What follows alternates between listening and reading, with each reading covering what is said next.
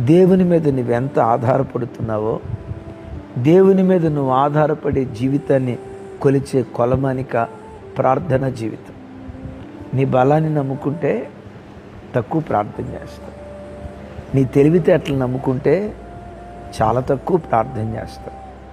దేవుని మీద ఆధారపడితే అడుగడుగున ప్రతి మలుపులో, ప్రతి టర్నింగ్లో, జీవితంలో ప్రతి రంగంలో, ప్రతి క్షణం దేవుని సన్నిధిలో దేవుని మీద ఆధారపడుతూ ప్రార్థన చేస్తాడు.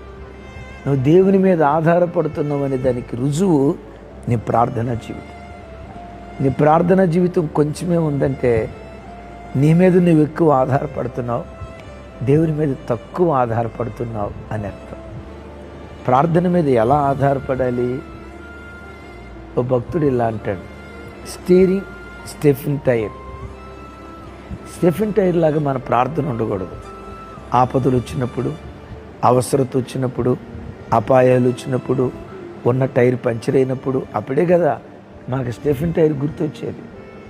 ప్రార్థన అంటే స్టెఫిన్ టైర్ లాగా ఉండకూడదు. అవసరత వచ్చినప్పుడు ప్రార్థన చేయటం, అక్కరత వచ్చినప్పుడు ప్రార్థన చేయటం, ఇబ్బంది వచ్చినప్పుడు ప్రార్థన చేయటం.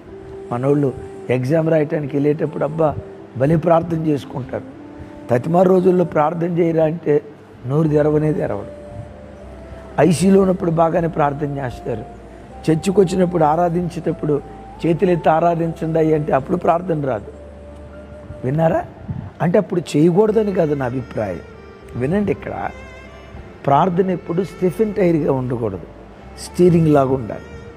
బస్ డ్రైవర్ ఉన్నాడు, ప్రతి క్షణం స్టీరింగ్ మీదే ఆధారపడతాడు. మలుపు వచ్చింది, రైట్ టర్న్ వచ్చింది, పక్కన గుంట ఉంది, ఇటు తప్పించాలి, రైట్ అక్కడ ఎదురుగా పశువులు ఉన్నాయి తప్పించాలి, స్ట్రైట్గా వెళ్ళాలి. చూసారా? ప్రతి క్షణం స్టీరింగ్ మీద ఆధారపడతారే. ప్రార్థన ఇప్పుడు స్టెఫిన్ టైర్ లాగా ఉండకూడదు. ఎస్, స్టీరింగ్ లాగా ఉండాలి. ప్రతి క్షణం ప్రభు మీద ఆధారపడాలి.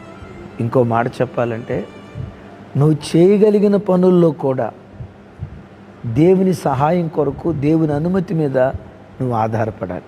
అది నువ్వు చేయగలిగిన దాని విషయంలో కూడా నువ్వు దేవుని మీద ఆధారపడితే, చేయలేని దాని విషయంలో ఇంకెంత ఆధారపడతావో కదా.